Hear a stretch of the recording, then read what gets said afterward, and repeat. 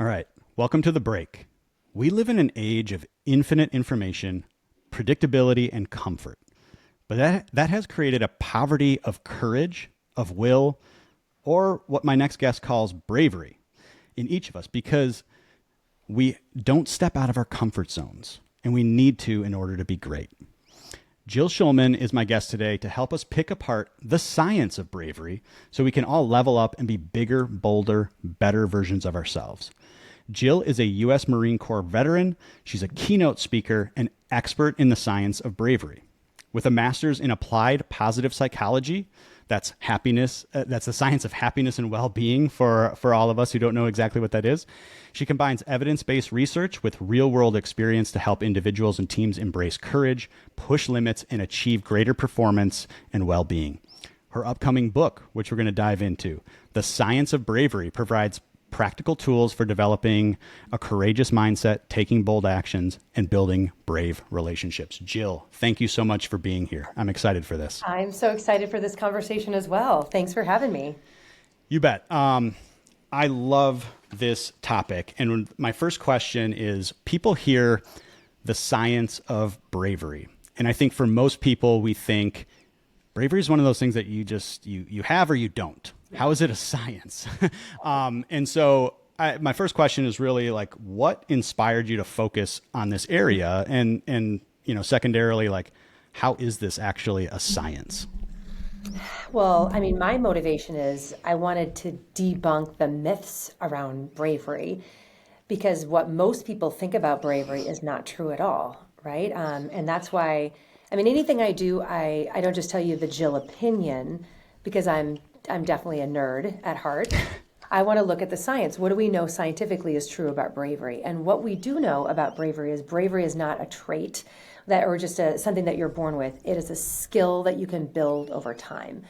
And what I get most excited about, because I studied the science of happiness and well-being, is bravery. I have found in my research, and this is in my book as well, is bravery is like really the key to helping people reach their potential, for them to become agentic, develop that agency that they can control things in their life. So bravery is what allows us to overcome the fear that usually holds us back from really getting what we want. So, and then, when you look at what bravery is, I like to use an analogy of bravery is like a muscle. Like if someone isn't strong and they have really weak biceps, they don't just go into the gym once and try to lift the heaviest weight and go, I'm just not strong, right? And I'm just going to give up. And that's the way we think about bravery, like, oh, I'm just not brave. And where we think of bravery as like bravado, if I ask you, Michael, like when you think of the word bravery, like who pops into your mind? What's an example of it? Yeah, I would say soldiers, right? Soldiers. People, yeah, Navy Navy SEAL. SEALs. Yeah. Um, yeah, that type of thing I think is the initial one. And then if I were to think a little bit more, the second or third would obviously be entrepreneurs, people who really have stepped out, risked a lot to bet on themselves or bet on a worldview, people like that. Yeah. And the first thing that came to mind, you're like a soldier, a Navy SEAL, or like I was just watching Gladiator again. I think of that scene there. So most people just think about physical bravery. But if we look at what the definition of bravery is not being fearless. It's actually the skill in being able to move forward in the presence of fear, right? And it's not just, our first responders, our soldiers out there, and of course they are such amazing brave souls because they are the ones going into physical danger. But think of bravery as it's an umbrella that's much bigger than just physical bravery. It's like what you said about entrepreneurs. Someone starting their own business, that's scary. And they move forward anyways.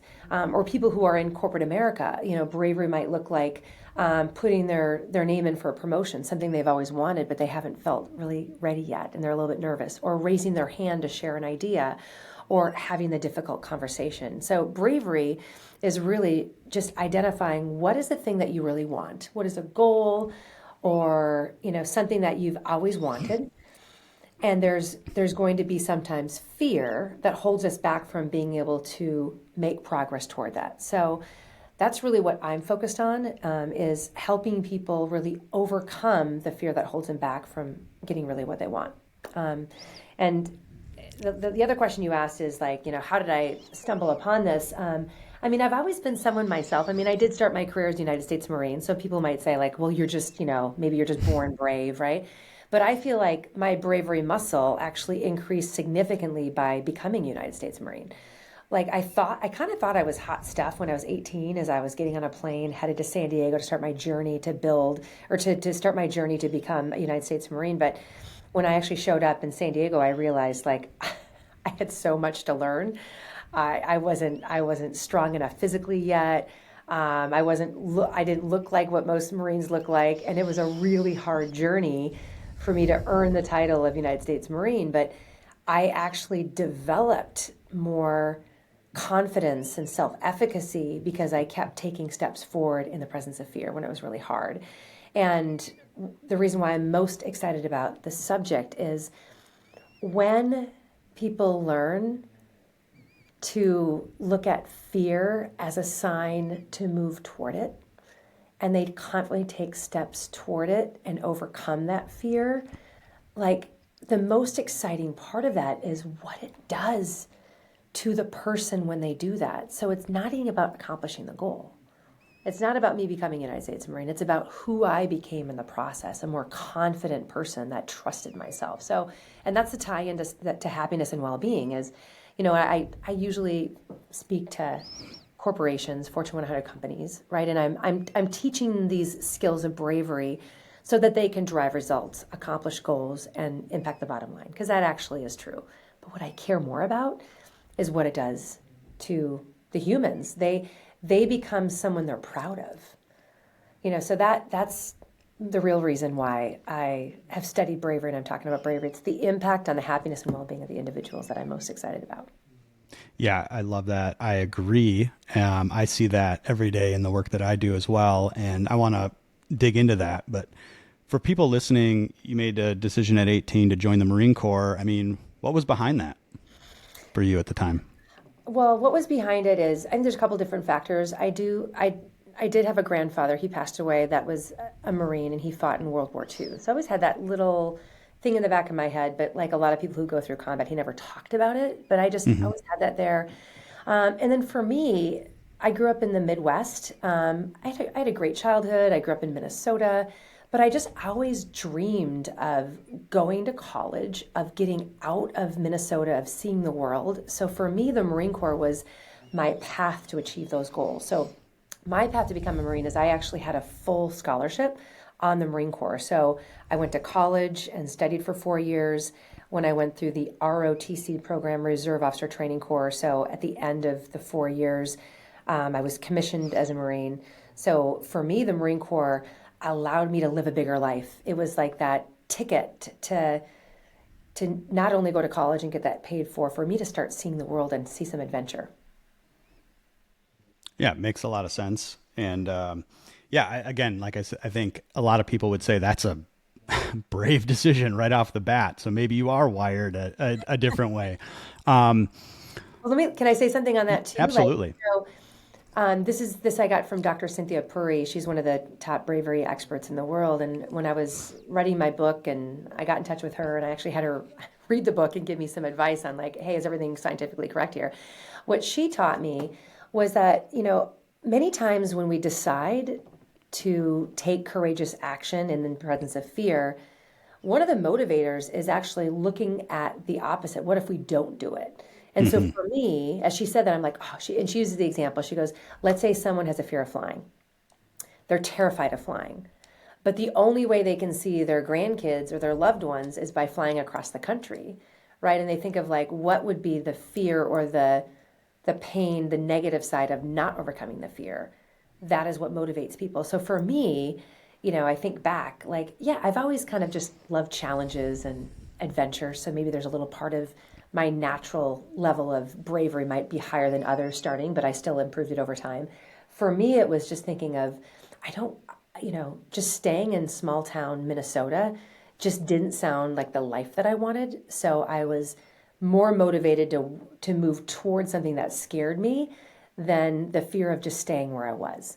So that's another hint from a psychological point of view, is for people to really think about think of your future self.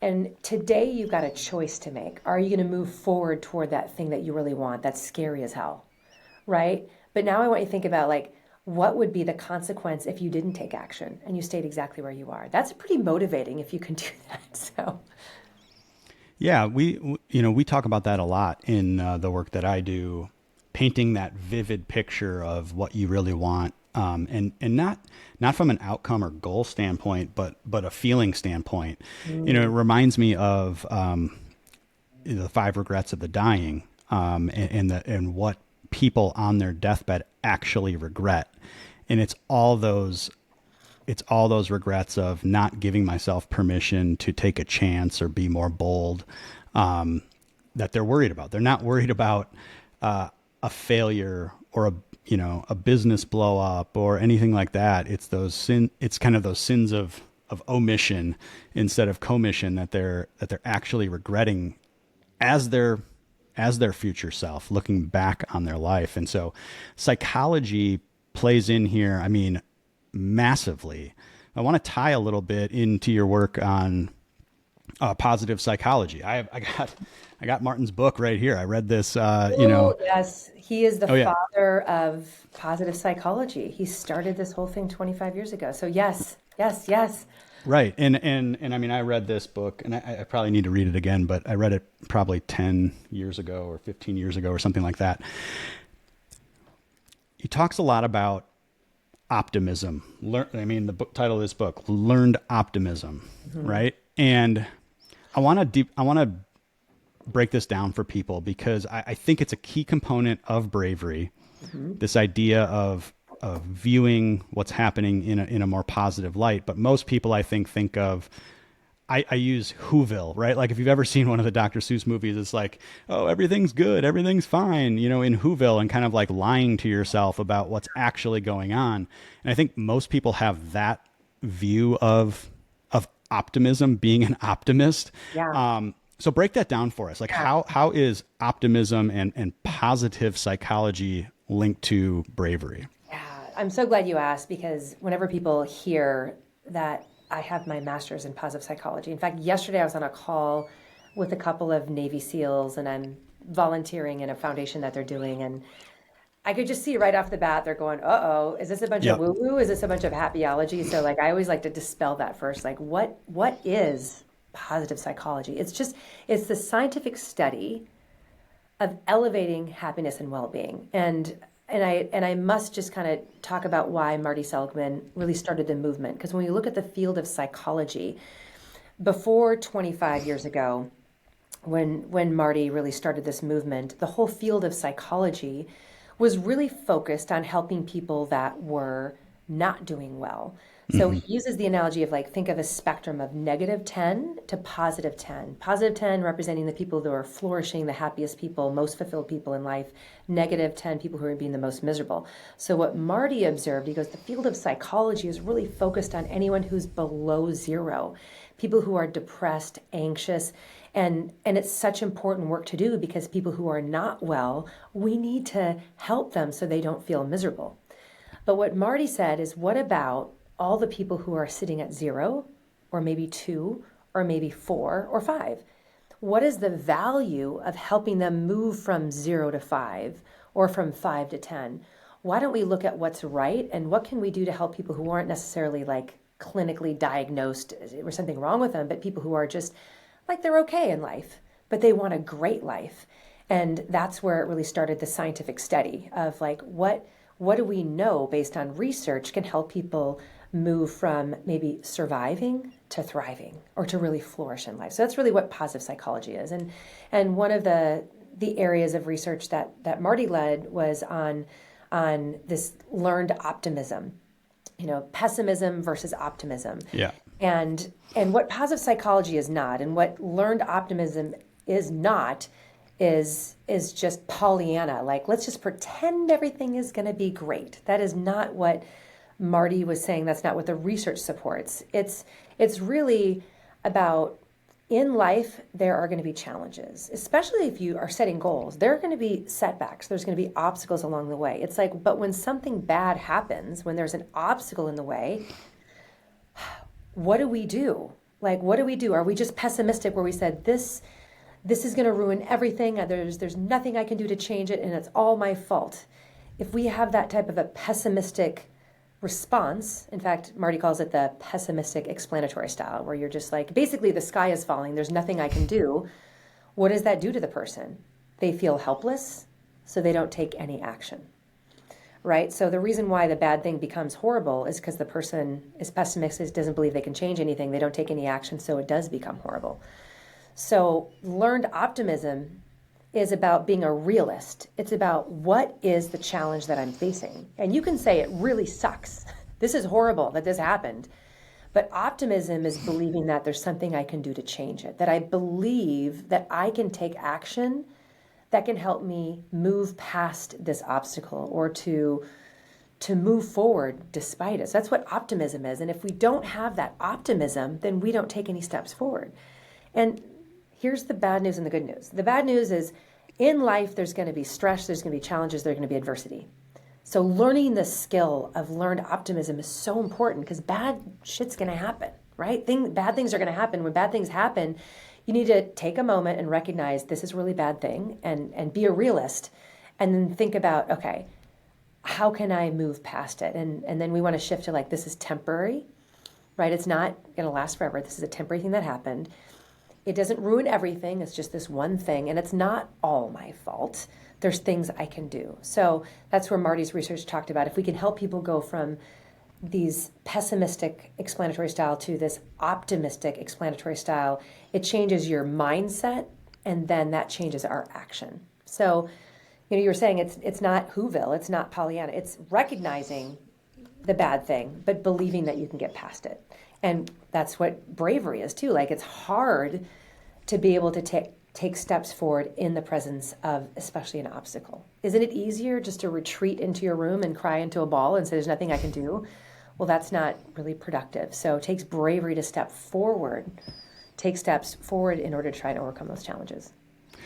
Yeah. I want to tell a quick story that I don't think I've told before on the podcast, but when I read this book, I was a pessimist for sure, 100%. And I was starting to recognize the ways that was limiting and the ways that it was biasing my decisions negatively. And I think for most people, we have the survival mechanism. And so we avoid these things. And I think this was like 2012. I actually created a project for myself. I called it the 365 to positive project, meaning like for a year, 365 days, like I was going to work on being a more realistically positive person and see what happened. And I created a journal and all of that, but it was using a lot of his work because it made sense to me. It made sense that from a set point, being a pessimist is biased and it's not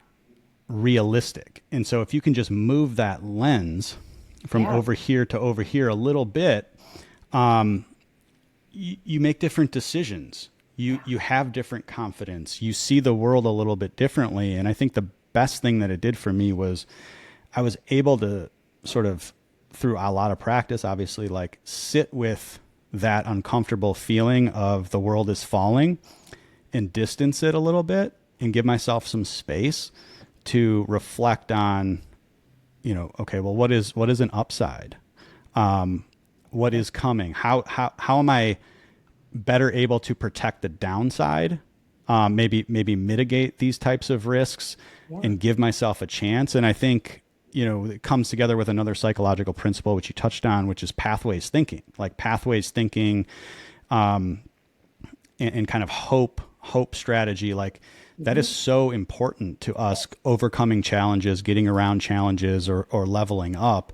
And the process by which we get ourselves to see the world in a more realistic way, unbiased, unemotional. We're emotional beings, but like to take a step back from what is happening to you, or in your presence, and then be able to diagnose a pathway forward. that is like extraordinarily valuable. And it really changed how I approached life in general. Yeah, and then it changed your approach, and then here's the effect of that, right? You become more successful. You become more self-confident when you can do that. And I love that you said this, and I want to highlight this because again, people think of positive psychology like, what is that? That sounds like a bunch Yeah, of theory, right? exactly. So what you learn in the book is that when you're pessimistic, you're actually biased and you're not actually Right. seeing the truth. And that's really what, we're not asking you to be Pollyanna and pretend like everything's okay. We're asking you to look at it from an accurate perspective. Like, this is not the end of everything. This isn't going to ruin everything. It's not, instead, we want you to see it for the truth. Because sometimes the story we tell ourselves is so much worse than it really is. So it's trying to look at it for what it is. This is a negative thing that happened. It is temporary. So it's looking at the truth of it, as you said, so great. And then if you can see it in the right way with truth, then you can start taking action moving forward. One of the things that came to mind as you were talking as well is, we're talking a lot about like when maybe life happens to you, we want to be able to be optimistic to overcome. And my work in bravery, what I try to teach people to do is not just wait until bad things happen and then be optimistic to overcome, but I actually teach people to lean in because discomfort happens to us because life Hmm. happens to us. But I'm trying to teach people that when you're somewhat comfortable and like life is good, life is okay, there's nothing really wrong. This is where I want people to seek discomfort, right? Set goals that will challenge you so that you will have adversity to face. So you have that optimism. So, instead of waiting, to work out those bravery muscles, I want people to get in the gym, in my bravery gym, and do workouts consistently. So if life is too easy, some people think that, oh, the secret to happiness is an easy life. I just want everything to be easy, Hmm. comfortable, and that will equal happiness. And not that is not true. And I can say that with scientific certainty, right? I can say that with scientific certainty.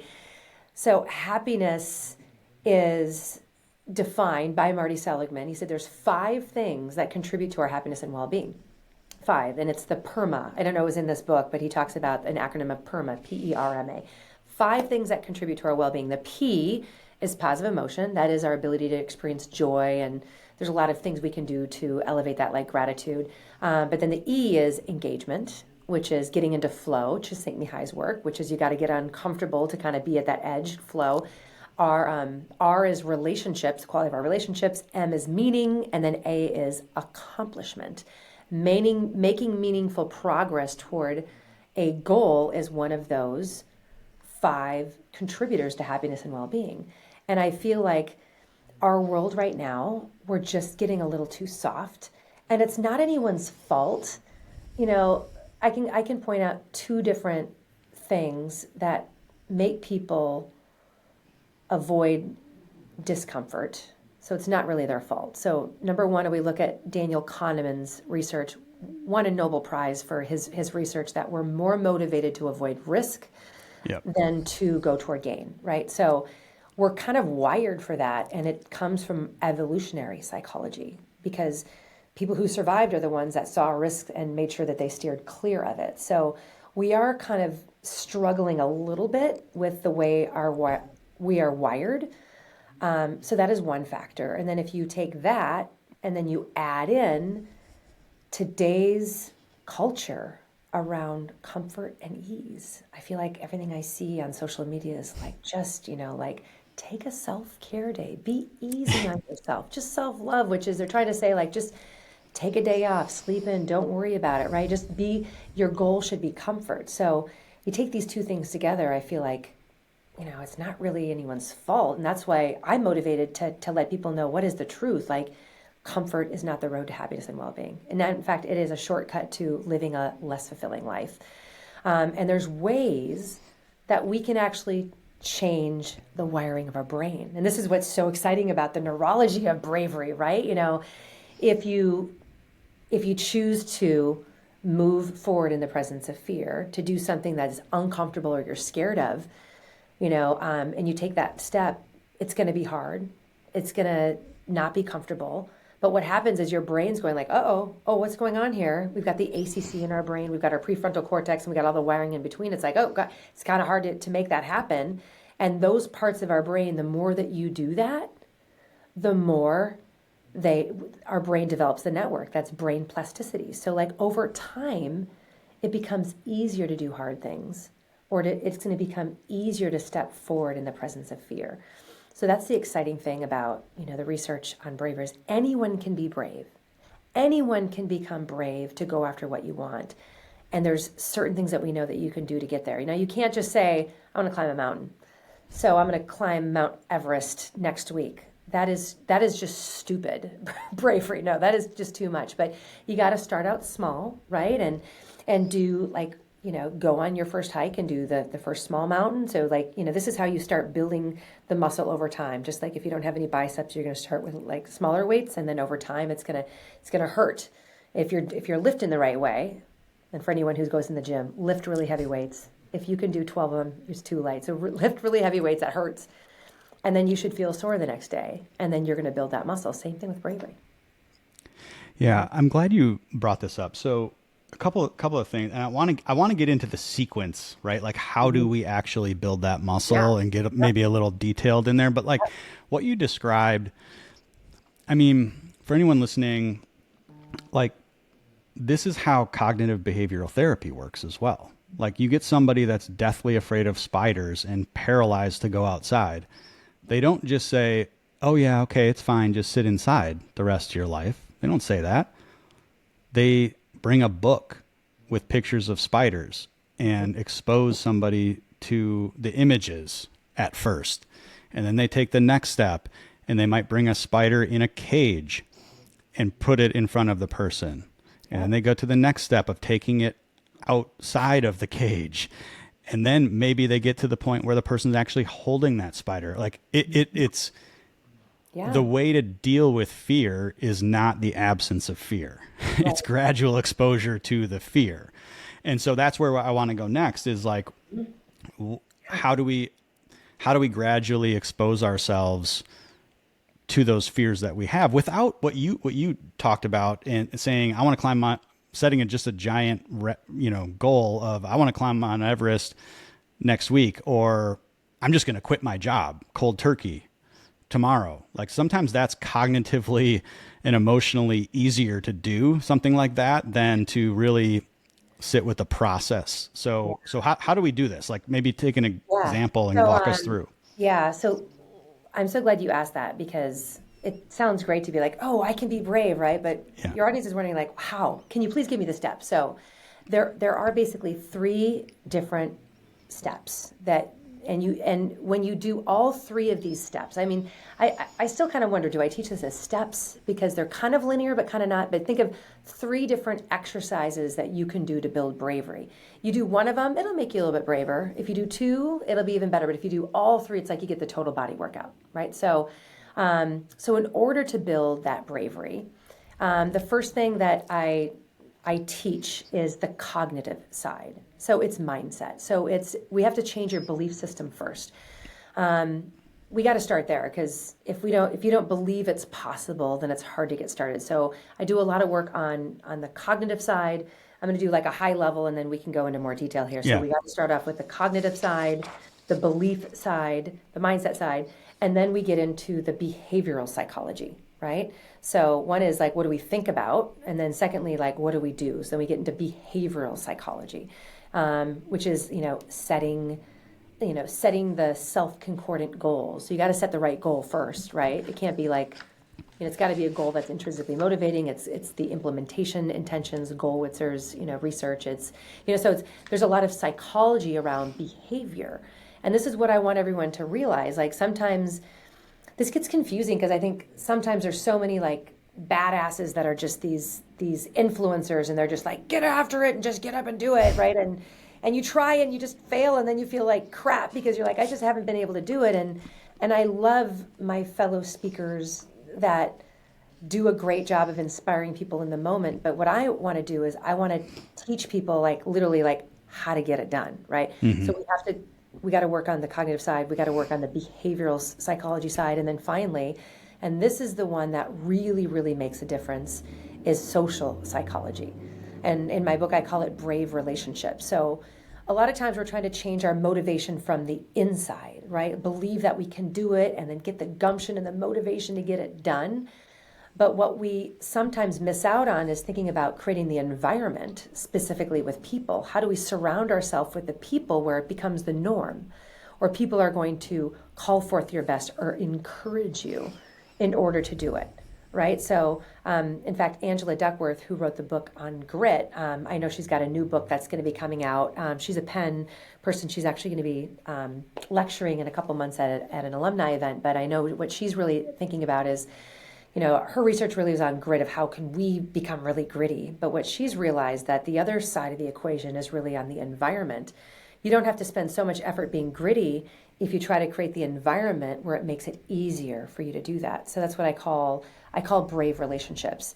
Like, if we go back to that example of climbing a mountain, just because it's an easy analogy. Like, if all of my friends I hang out with like to sit on their asses and game, just like we just like to sit on the couch and do gaming, and that's who your circle is, you're going to have a really, really tough time being able to do all the things needed to be able to climb that Mount Everest. But if you really had that as a goal and you create the social environment, like, are there clubs you can join, or are there other people that have done what you want to do that you're going to seek out as mentors? So you really want to change your environment to support your brave action. That way we're not having to try so hard internally. So we want to work from the inside. So like our brain affects our behavior, but then also the environment. And when you do all three of those things together, you're going to be so much more apt to be able to make progress toward that goal.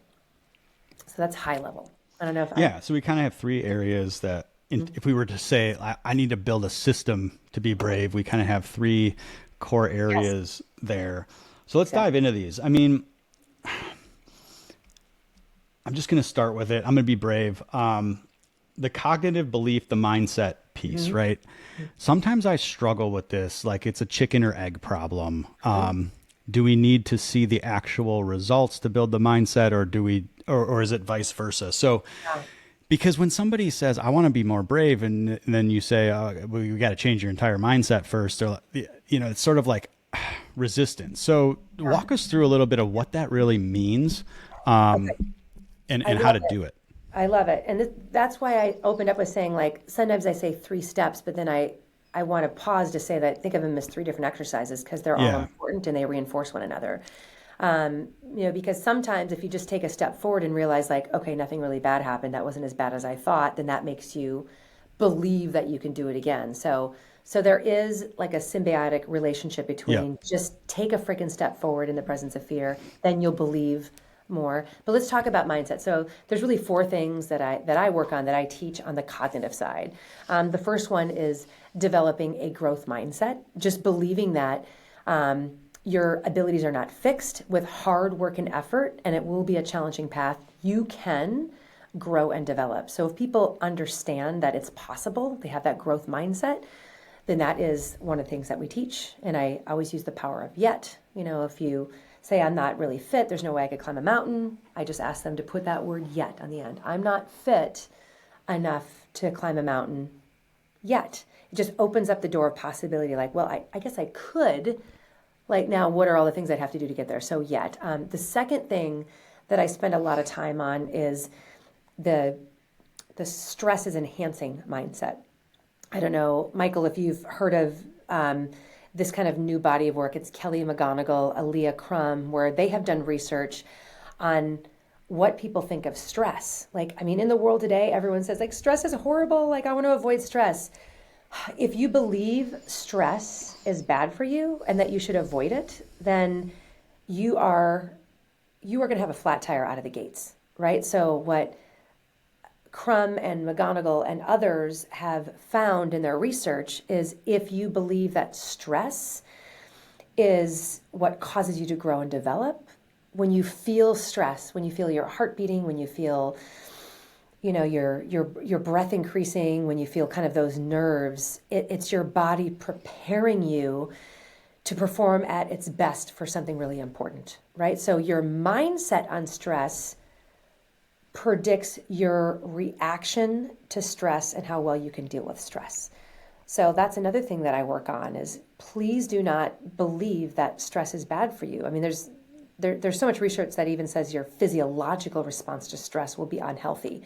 Like you will literally, you could die of a heart attack prematurely if you believe stress is bad for you and you have a lot of stress in your life. But if you believe stress is enhancing, then you can avoid all that. So that, and we can put in the show notes or whatever, like Kelly McGonigal's TED Talk, she goes over all the Yeah. science there. So that's the second thing on mindset. The third thing, that we talk about in terms on the cognitive side, is generating positive emotions, right? And many times I think people have a misbelief that they say, "Oh, I'm just sad," or I'm pessimistic. There's nothing I can do about it. So that's what I'd say. Bullshit. That's lazy. Like you got to do the work. Like what are the positive emotions that you can generate to best serve you to accomplish the goal? So, I use like Seligman's work on optimism, but there's more than that. This is Barbara Fredrickson's work on just positive emotions. Like emotions are part of who we are. We experience some of those negative emotions, but we have the power to generate positive emotions that will help us move forward. So I spend a lot of time teaching what are the practical things. The most common one people know about is gratitude, right? If every day you journal 3 good things that happened in the last 24 hours, you're wiring your brain to start seeing the positive. So that's just one. There's so many examples there. And then lastly, once we've done those 3, then we get into the one that's probably the hardest for people, but we talk about the voice inside of the head. And this is, what is the self-talk? And we teach people to monitor the self-talk and then ask the question, like, is the self-talk helping you or is it hurting you? And if it's hurting you, we need to change the self-talk. So instead of just listening to the negative things that maybe your inner critic is saying, we can move into talking to ourselves and saying more positive things that will help us move forward. So, I mean, you could do a 5-part series on chatter and self-talk, but those are kind of the 4 things that we do on the cognitive side. But, Michael, Yeah. you can think of, if we work on all of those things, like people are going to be more confident to take the first step, right? So Right. it does help us, take that first step. Yeah, I want to ask a couple follow-up questions here and just make sure people understand, like, again, this even in and of itself, we're tackling one of these areas, but these are not linear either. They're not sequential either. It's not fix my mindset, then view stress as an enhancement. It's working on all of these things at the same time, because if you make 1%, 2%, 3% incremental improvement in these, your future, your output, whatever's to come, gets exponentially better. Yeah. So I want to dig. It's not become growth minded. It's be open to the possibility of growth can be attainable and in your future to you. It's sort of like having this wider perspective shift on all of these. I want to Yeah. go into the It's a, positive emotions piece real quick. yep. And I'll what did you want to add? Go ahead if Well, I you just had want, something yeah, to add. it's about, this is where you just made me think of agency, right? Yeah. So agentic, agency is a belief that you can take action or make choices that will shape your future. So that's where I think growth mindset is so important, is Yeah. people just think like, well, I'm born and I'm not smart, and I wasn't born in an affluent family, so I'm just going to have this minimum wage job for the rest of my life, right? And if they think that, then they're just going to stay in that job and not lead a better life. So growth mindset, really helps people realize that they have an ability to learn new skills or to basically shape the future of their life, right? So it's moving from kind of a victim mentality to like anything is possible.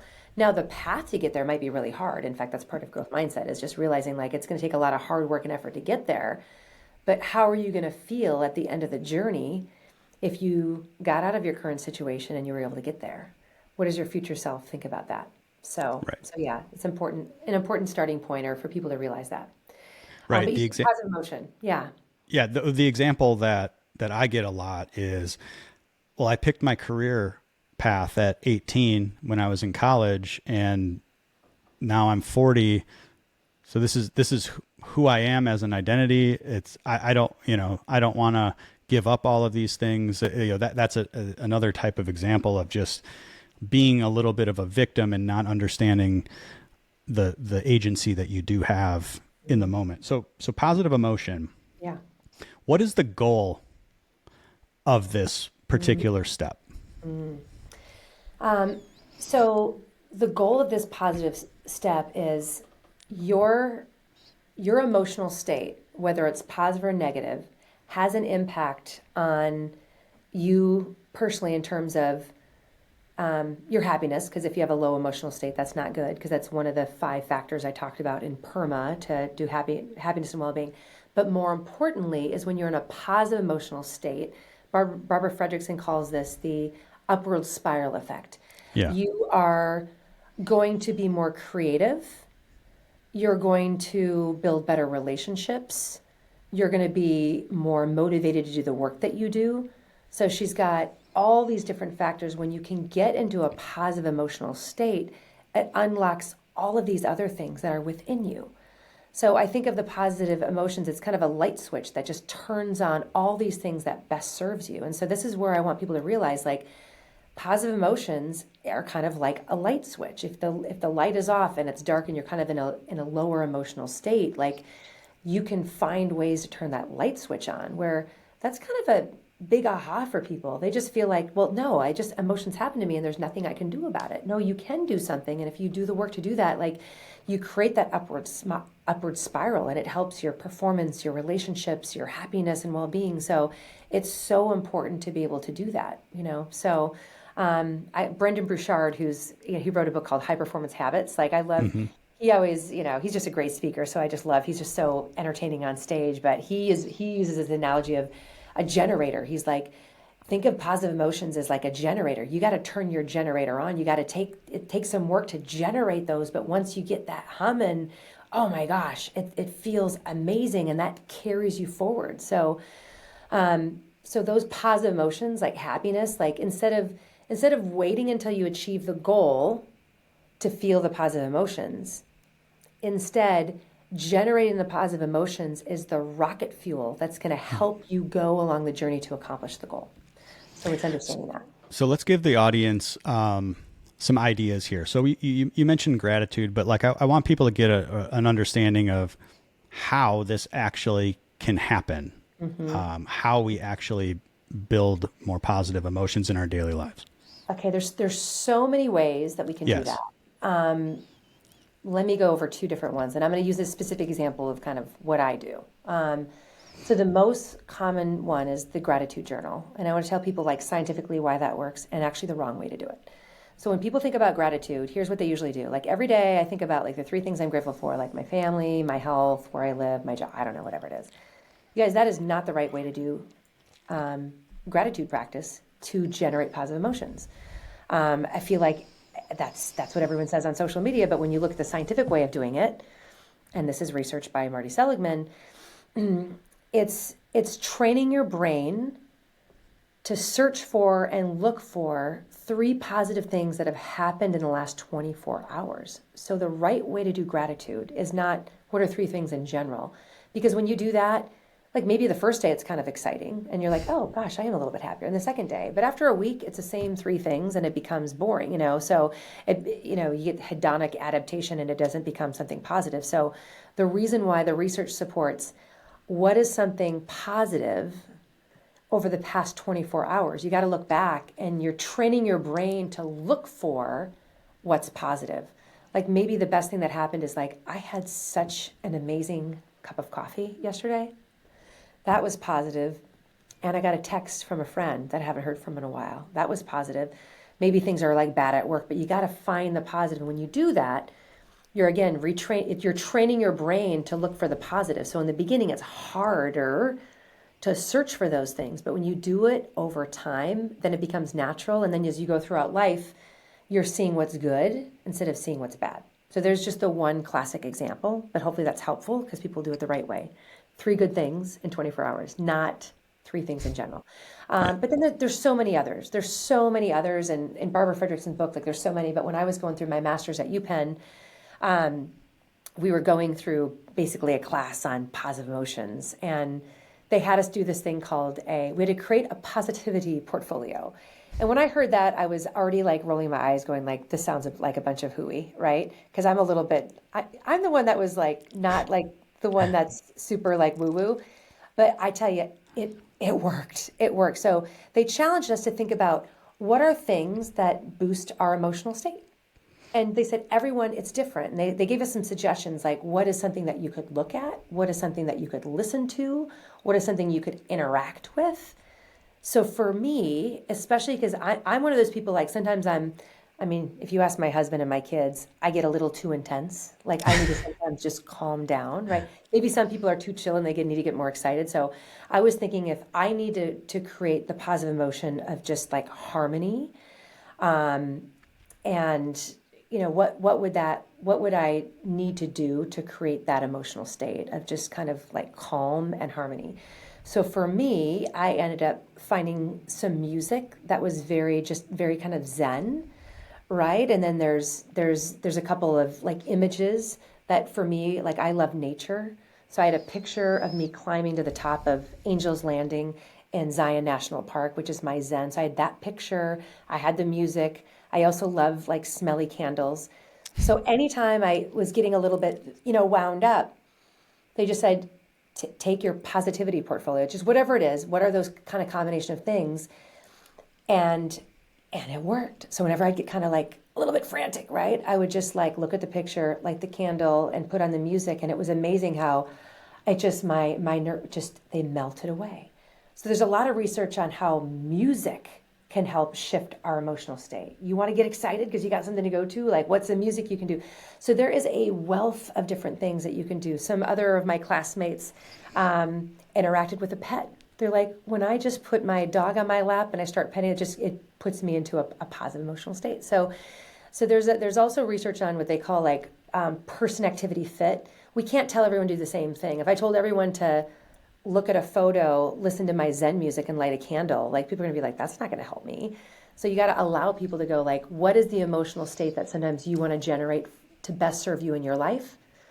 And then figure out what that emotional state is, and then figure out what are a couple things that can trigger that for you, and then realize you have the power to do that. So it's really empowering instead of just saying like, oh, I'm just in this mood. Deal with me, family.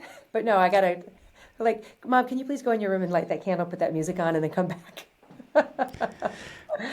Yeah, this is really interesting to me because I feel I tell people I'm emotionally stunted, and I think the way like the curiosity that you're kind of presenting here around, well, what are the things that make me feel better versus not, and how do I engineer them into my life more, like help you become more aware of how you are actually feeling in the moment and what you actually do like. It's not about just, taking a sabbatical and laying on a beach. For me, yeah, exercise. So if I'm down, I just need to kick my ass. And that my wife is like, if I'm in a bad mood, my wife is like, go run, go lift, go do something. And I always come back feeling a lot better. So yeah. So the point, like there isn't just a protocol, you sort of have to do some experimentation, but you become much more emotionally intelligent around that, and understand the impact too of how your state can actually change. Music is a big one. For me, exercise, There's so much evidence on that one. So if anyone's like wondering out there what to experiment with is, I mean, and you know this, Michael, I exercise as well too, but like exercise there's so much research behind exercising is good for your body, but it has the biggest impact on your brain. John Rady is one of the leading researchers on this and says, he's like, please exercise for your brain, for your emotional state. In fact, people who are becoming anxious and depressed, exercising on a regular basis is as effective, if not more effective, than taking an antidepressant, right? So exercise is an awesome one. Another one that a lot of people do is meditation and mindfulness.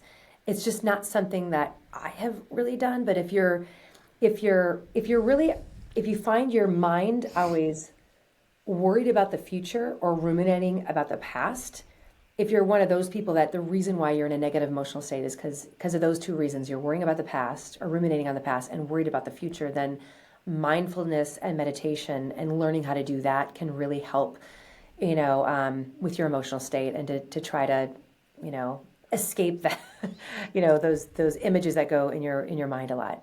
Yeah. Visualization, same type of deal. Like you can just visualize something that made you proud. You can revisit something in the past that you did really well that made you feel really good, or you can visualize something, in the future. You can visualize yourself stepping on stage in a powerful way, or completing a project, or, Yeah. whatever it is.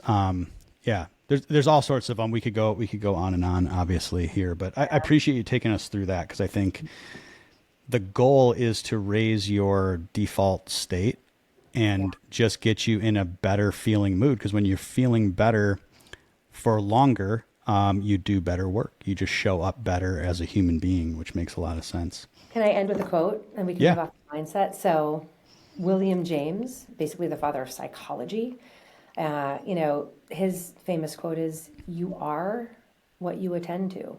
Hmm. So what he's saying is, you are what you focus on, right? So for our mental state, like we actually have the ability as Homo sapiens to take our brain and focus on what we want. So that's kind of what you're saying is let's focus on the things we're excited about. Let's focus our mind on those joyous moments of the past. Let's focus on the things in the present that bring us joy. So life in psychology, you are what you attend to. So make sure that you focus on the right things that are going to raise that emotional state. Yeah. And then we can always make a plan and use our logical brains to figure out how to get more of that in the future. But you got to know what you want first. And it boils down to those emotions. I want to step into the behavioral side. Okay. And because, all right, we went through mindset. Awesome. Behavioral is, what do we actually do Yeah. here when we have to actually commit and do something to step out of our comfort zone? Yeah. So we have to start off by making sure that whatever we set as our ambition is a self-concordant goal. And what that means, that fancy term is it something that you deeply want that's meaningful Yeah. to you? Not because I think sometimes, it's like, well, I think I should do this because this is what's cool, or this Hmm. is what my parents wanted me to do, or I don't know if I'll be popular for saying this. Like, I don't think your self-concordant goal shouldn't be around money or status.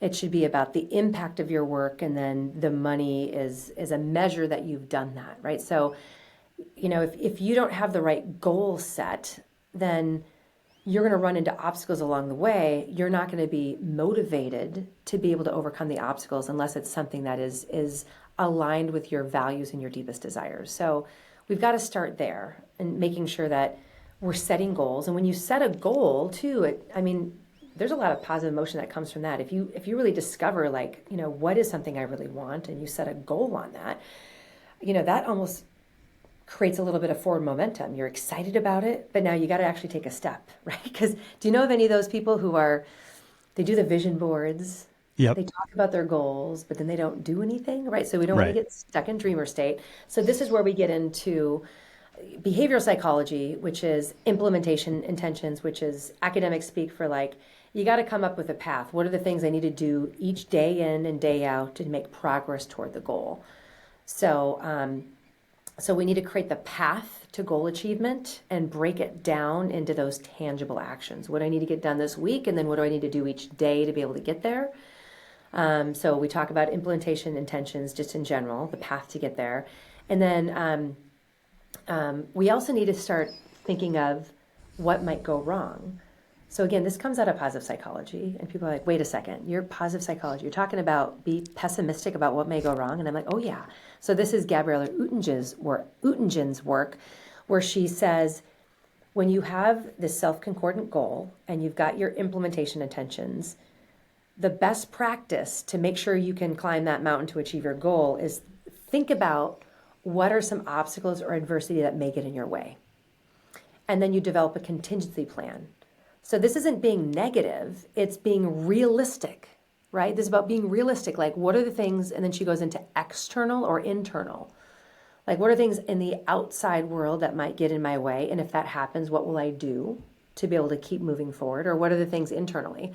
Like, if someone wants to get in shape and go to the gym, usually the reason they don't get up and get to the gym, it's not because of the external circumstance, it's inside, right? So it's anticipating adversity and then coming up with contingency plans. And so the reason why that is so important psychologically is when something happens that gets in your way, instead of saying, oh, the sky is falling, like, oh my gosh, like, oh, see, this didn't work.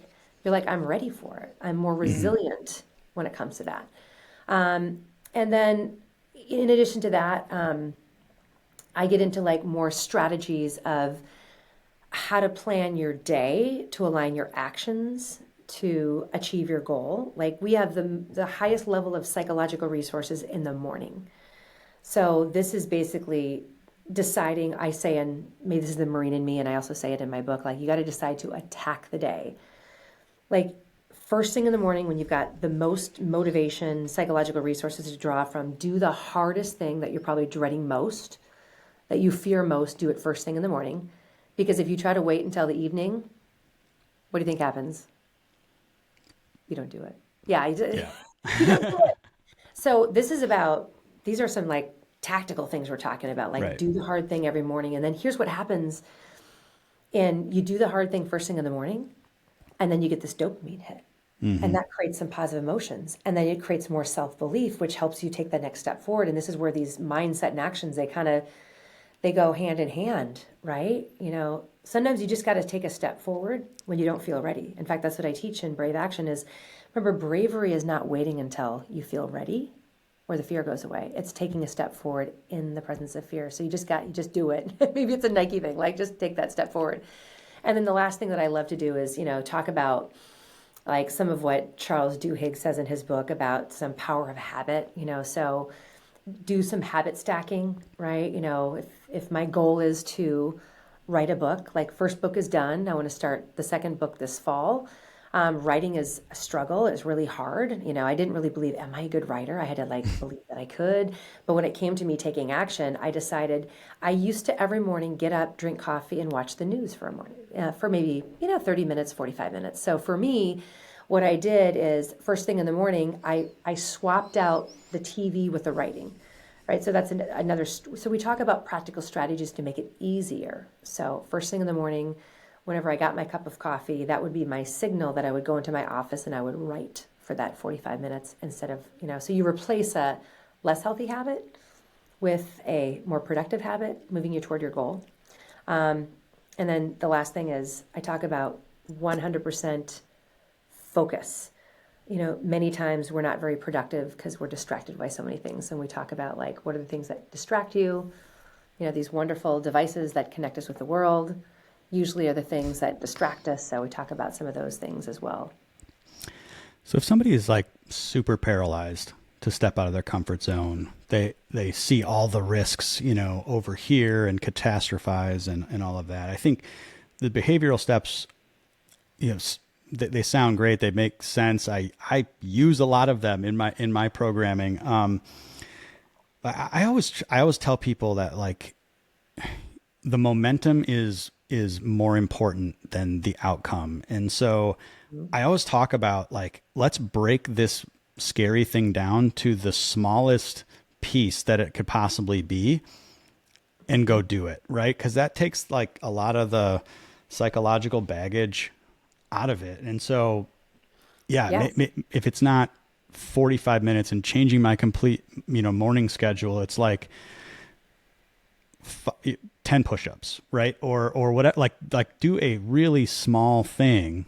A lot of people that I work with are thinking about building an entire business. And I'm like, go have one conversation with somebody to get feedback. Do that 5 days in a row.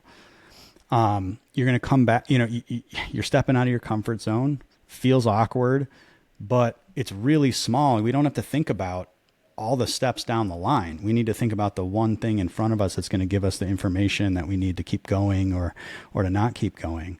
Yeah. So I like to use that a lot too. Just try to break it down, get it Yeah. really small, take those Yeah. risks off the table. Yeah. And that's sound advice that definitely is supported by psychology too, because when you think about like the level of risk or challenge you're taking in order to build this bravery muscle, like you don't want it to be too easy where it feels comfortable, but you don't want it to be too hard, because that the likelihood of you doing it goes down, and then when you let yourself down, your self-belief goes down. So I love what you're saying, like just what's one step that you can take and you do it. In fact, you made me think of too, I think sometimes setting too ambitious goals to do too much too soon actually ends up backfiring. Yeah. Let's say I just saw David Goggins speak, and I'm just like, oh, I'm just gonna be like him. I want to be an ultra marathoner and do 100 miles. So like every morning I'm gonna wake up and I'm gonna run 6 miles. Like I could say that and want to do it very badly, but the likelihood of me moving from where I am today, which I only run like maybe twice a week, and it's like 3 to 4 miles, right? For me to be able to do that, I'm actually kind of setting myself up with failure. So let's just kind of talk about this. Like sometimes Yeah. when you make this promise to yourself to be too ambitious too soon, you make these promises and then you start doing it, and you do it on day one and day two, day three, and maybe it's on day 7 where you don't do it, and then you beat yourself up. And instead of making progress, and you're like, see, I couldn't do it, I'm a loser. Like, so sometimes like setting smaller, what we're trying to do by creating this forward momentum is for you to develop more self-trust and more self-confidence. So I'd say start small so that you can consistently keep the promises to yourself. Because then you're going to go like, I did that. I did that. Now, like, how can I increase it a little bit? And how can I take the next step? And make sure that's something like, okay, this is a little bit uncomfortable, and I take that. And then we're trying to build self-confidence and self-efficacy. But when you shoot too big and you can't do it, then you tell yourself like, see, I tried and I couldn't do it. Like I knew I couldn't do it. So Yeah. shooting too goals that are too big too soon sometimes backfire. I think a lot of times too, most of those goals are not aligned actually with what you actually want. You saw True. David Goggins, you think it's super inspiring, you want to be more like him, so you take on a big challenge, and a lot of the impediment is that resistance of like, okay, I actually Sure. don't want to run an ultra marathon. I just want to get in really good shape. And I think that's where we lie to ourselves all the time, and we have to protect ourselves from the influences of other people, of what society tells us, of the American dream, the home, the big home, the McMansion, the country club, all of that stuff, right? Like it distorts what we actually want when part of confidence is knowing what we really actually want, saying no boldly and bravely Yeah. to what everybody else is doing. That's why I have this shirt. Fuck it, I'm going solo, because it's about doing things for yourself. Yeah. Having your own version of success. So if I can sum this up, the system, right? We have to allow for possibility in our mindset, that we can grow, that we can use, that stress can be used for us, create positive emotions, and truthfully deal with that self-talk. We have to have a system to do the actual action, the behaviors, make them small, make them repetitive, build the actual, everything comes down to a habit. And then we have to have an environment around us that aligns with what we're trying to do. That's people, general environment, where we work, that type of thing. All three of those, not in linear succession, but when we're But working on them all. but you're all of them together, because imagine I surround Right. myself with people who have accomplished what I want to accomplish. They're gonna tell me their story, and then it's gonna make me believe like, oh, so you weren't really great at the beginning and you had to work hard. Oh, now I have more belief that it's possible. Or I'm running into a challenge, and they encourage you. So yeah, all three of them support one another. But that environment of surrounding yourself with the people, that helps you with both your mindset and action. And you're right, Right. forward momentum helps you with your mindset, and hopefully you're doing it along with other people. So all three of these things, yeah, work together Yep. simultaneously. We create that belief flywheel. Yeah, it is kind of a So, belief flywheel. Yeah. yeah. All right. So I'm going to try to wrap this up a little bit, but I'm really curious if you could tell us a story maybe of a time where you had to really step up and put your bravery into action. Yeah. I mean, I just say, I think recently, just recently, I mean, every time I've taken a leap in a new direction, it's been scary as hell, but it's been the most exhilarating, best decision I've ever made. So if I just go back, 3 years ago, I have a leadership development business, very successful. I just celebrated 11 years, but if I go back 3 years, I decided like I just wanted to learn more, and so I went back to school. And then when I went back to school and I studied positive psychology, I discovered the science of bravery. And I decided like, you know, I really want to dig deeper and do research and write a book on bravery. And that's where the self belief was on like, who, I'm not a writer. I mean, Hmm. I'm not someone who presents my own data. I teach other people's data, right? And so I went through this whole process. I'm living my own model. I had self belief and like, should I do this? Like, why don't I just stay comfortable? I mean, I'm in a good place. I've got a great business. I've got great clients. Like, why don't I just stay comfortable? But I know that when we set that next goal, that is us living at that higher level, reaching our potential, that it's going to be hard, but that is what makes your life even better. So I decided to leave the comfort zone. I mean, I still have my training business. I have other people that deliver a lot of it for me, but for me to write a book, to learn how to get on social media and put videos out there, like all this stuff is like, I don't know this. I just was a really great corporate trainer that did really good work quietly behind. But now I'm getting on podcasts like this. The first podcast I did, I was so darn nervous, like sending your book out to the world, Yeah. doing social, like everything I'm doing right now was so scary, for me. But I believe that this is my self-concordant goal. I feel like the research on bravery and teaching people how is the way I can make a bigger impact. It's really important to me. So, I've been moving in that direction.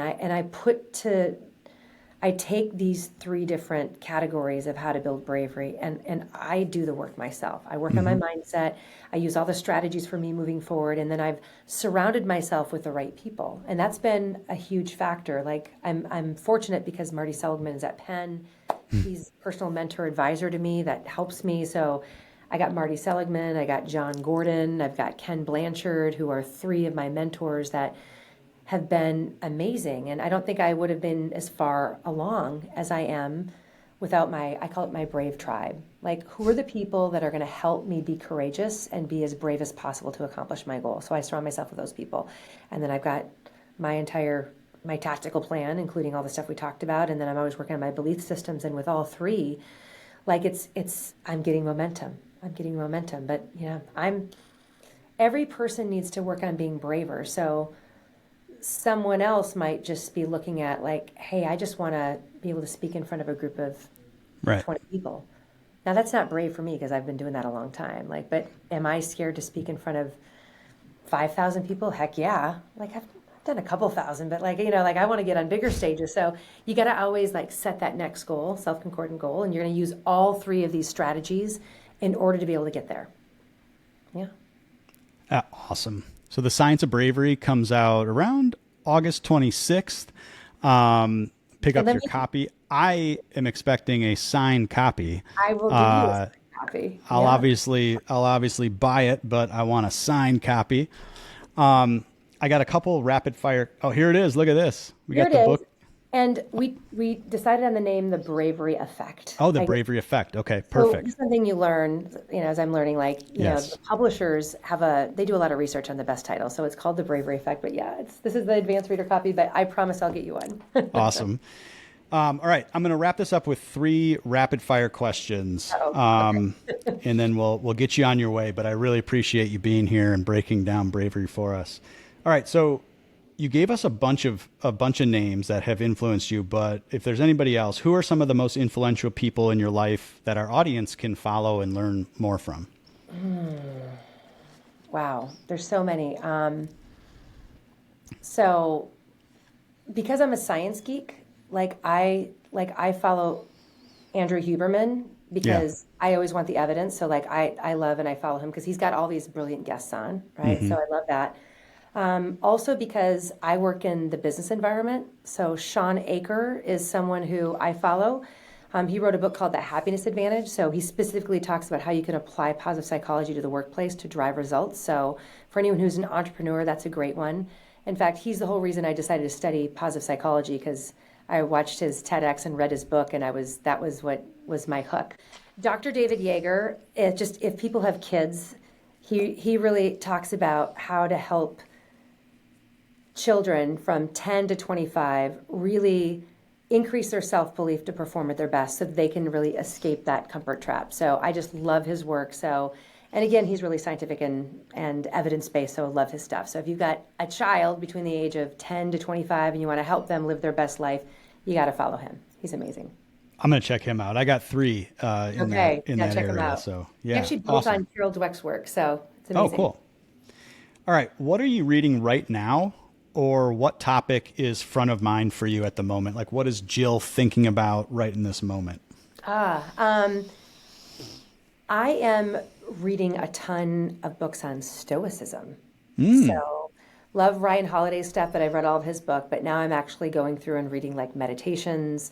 And what I've discovered is all the stuff that I'm teaching on bravery that modern science is proving is the same stuff that the Stoics have said many years ago. So, I absolutely love reading anything about philosophy or Stoicism specifically. Really good for people if they want to work on that mindset piece. I Oh, think, yeah. yeah, the Stoicism is really really interesting. I've got the new edition of Meditations on my bookshelf that I haven't started yet, but read the older version. So I'm with you there. All right, last one is super easy, but where can people find out more about you and the work that you do? Well, I'm on any social media platform, but my website is just jillschulman.com. Last name is Schulman. So if you go to my website, we'll have a free bravery assessment up very, very soon. So by the time people log on, it should be there so they can get an idea of how brave they are in those three areas, or LinkedIn or Instagram, Facebook, etc. If you just type in Jill Schulman or Bravery Effect, you will find me. And what I try to do is, I feel like every day getting a little message that is encouraging, and the word encourage means to put courage in, helps you with your bravery. So I try to make that commitment to always have messages that give that little dose that you need to hear to be your bravest self each day. So hope that helps. Awesome. LinkedIn's the place. That's where Jill and I met. So connections happening there all the time. Check out Jill. Buy the book. I'm going to be diving into it, and maybe we can have you on for another discussion at some point to see how that journey all went and the results of it. But Jill, thank you so much for being here, for sharing your wisdom with us, and making us all braver. Appreciate it. Thanks for having me. Have a good one.